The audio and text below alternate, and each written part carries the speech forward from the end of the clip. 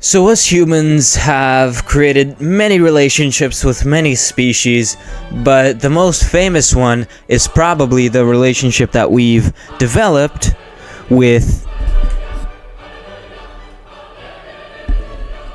dogs.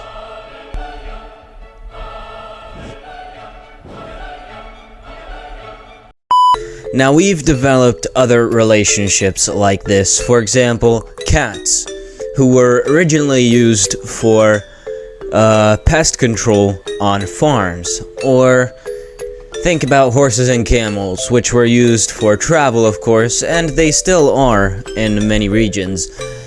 And we even used eagles in some places to catch prey. But we aren't the only ones who cooperate with other species, so let's talk about a few of those. Now the first unlikely duo is the badger and the coyote. Now these two usually team up in America, North America to be more precise, and essentially what they do is the badger can dig out little underground mammals like prairie dogs, and if they don't escape to the surface, then the badger gets it, but if it does, then the coyote will chase it down with its superior speed. Now, they don't always share their kills, but their success rate does generally go up for both of them when they hunt together, so it is kind of advantageous for both parties. Now, the next little duo of ours is between two insects, one of them being the ant and the other being a little bug that might be even smaller than ants, aphids. Now, aphids on their own are quite defenseless against predators, but ants can take them to their little colonies and their feeding grounds for protection and for very high quality food. And in exchange, the aphid produces a certain honeydew that provides a very good and nutritious source of food for the ants and for the ants' larvae. Now, this duo usually exists only with leafcutter ants because they are the ones that cultivate sort of little plants of their own agricultural system, which the aphids can use to feed. So yeah, let's move on to the next one. Now, our next duo is, I think, a pretty famous one. It's between ravens and wolves. Now, the North American tundra and the North American cold, harsh, evergreen forests are a very difficult environment for predators, especially during harsher seasons.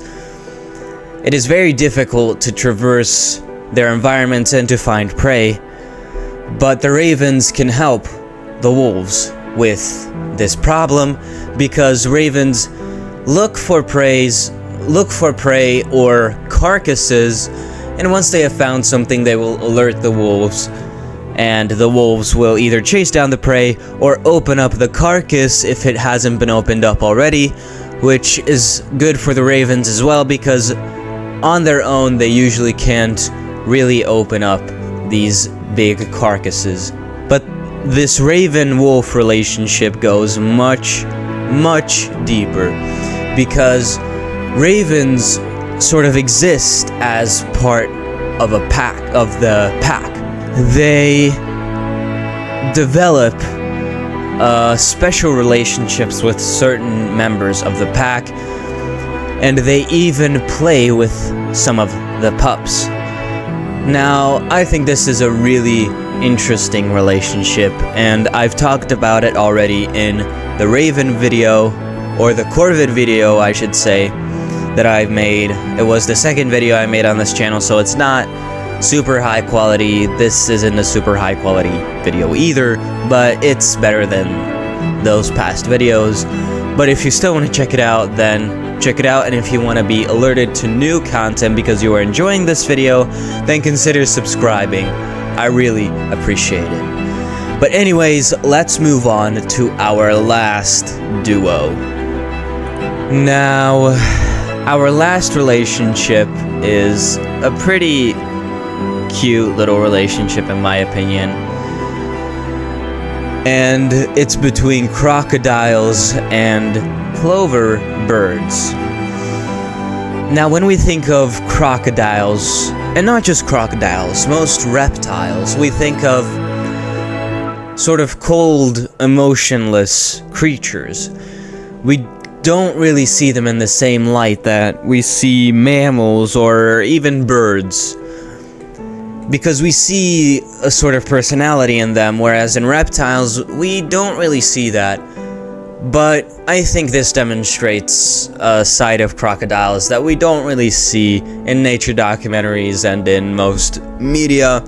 But as most Florida men will tell you, crocodiles are alligators are little swamp puppies that can be treated like dogs, essentially. Walking our pet alligator this morning.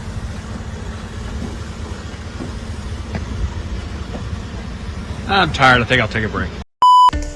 And crocodiles aren't that different to alligators. Now, what this relationship really consists of is the crocodile leaving its mouth open so that the plover bird can clean off the smudges off the crocodile's teeth. This way, the plover bird gets a bit of food with the little scraps of meat that are on the crocodile's teeth, and the crocodile gets a little teeth cleaning. Now, I think what is really interesting is the fact that the plover birds actually trust the crocodiles never to shut their mouth and kill them. So this is an extremely special little relationship between an extremely dangerous animal and a very innocent little animal, and somehow they cooperate perfectly, with both of them benefiting tremendously. Now, if you want a part 2 to this video, then, like this video and maybe comment, hey, I would like a part 2. And if you enjoyed, then you can consider subscribing. If you didn't enjoy, don't subscribe. Do not subscribe to channels that you don't like. But anyways, I will see you in the next video. Goodbye.